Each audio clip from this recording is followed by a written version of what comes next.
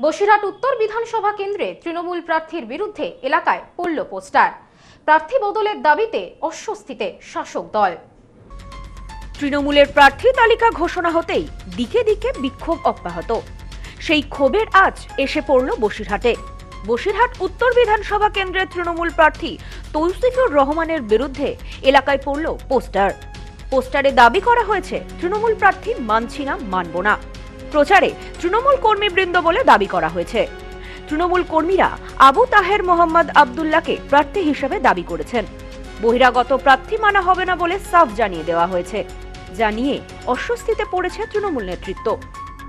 পোস্টারে তো দেখলাম লেখা আছে বসিরহাট উত্তর বিধানসভায় তৃণমূল কংগ্রেসের বহিরাগত প্রার্থীর প্রতিবাদে এবং এখানকার ভূমিপুত্র চাই, এবং আমাদেরও সেটা যাবি।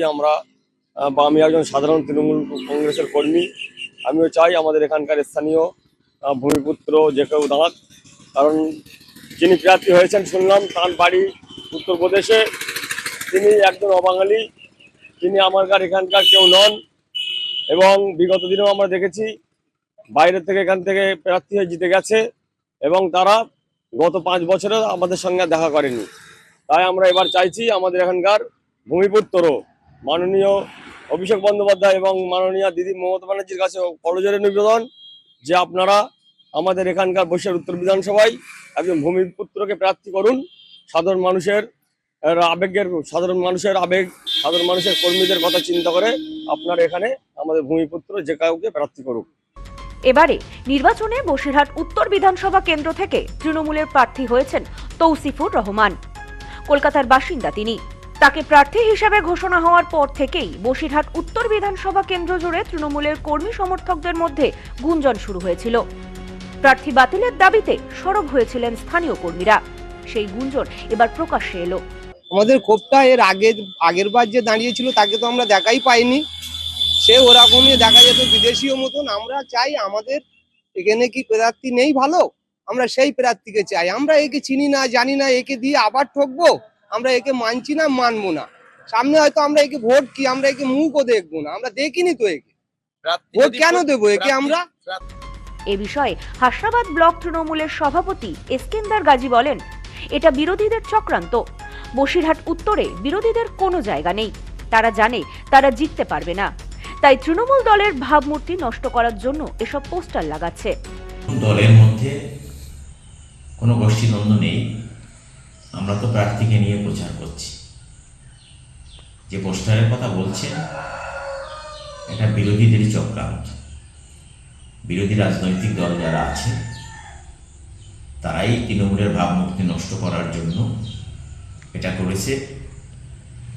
কারণ বিরোধীরা রাজনৈতিকভাবে তৃণমূলকে এটে উঠতে পারছে না এবং তারা এই নির্বাচনে নিশ্চিতভাবে তারা পরাজিত হবে বসিরহাট উত্তর বিধানসভা। এটা আমাদের দলীয় ব্যাপার নয়। কিছু সুবিধাভোগী লোকজন থাকে, তারাই চক্রান্ত করে এসব করছে। যদিও তৃণমূলের এই দাবি নস্যাৎ করে বিজেপির দাবি তৃণমূলের গোষ্ঠীদ্বন্দ্ব প্রকাশ্যে এসেছে। দলীয় প্রার্থীর বিরুদ্ধে পোস্টার দিয়েছে বিক্ষুব্ধরা। মুখ রক্ষায় বিজেপির নামে দোষ দিচ্ছে। এটা একটা নোংরা বিষয় যে আমরা মাঝে মাঝেই দেখেছি বিভিন্ন দলে এরকম মেরে আর জনমানুষে করার জন্য এটা করে বিভিন্ন দলের রাজনৈতিক কর্মীরা। আর তৃণমূলের বিষয়ে যে গোষ্ঠীদ্বন্দ্ব আছে সেটা পরিষ্কার ফুটে উঠেছে।